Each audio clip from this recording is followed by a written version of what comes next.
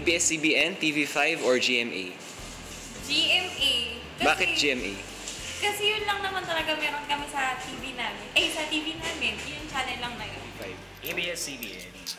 Ayun ko sa ano ba, hindi naman ako mahilig ano. Ano bang magandang panoorin?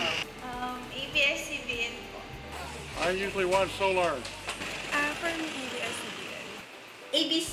ABS-CBN. GMA. Bakit GMA? Maganda yung documentaries nila eh. Napaniwala siya nga.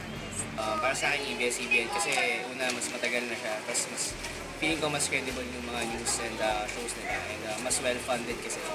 Actually, I'm not watching any of them because I don't have a TV in my room.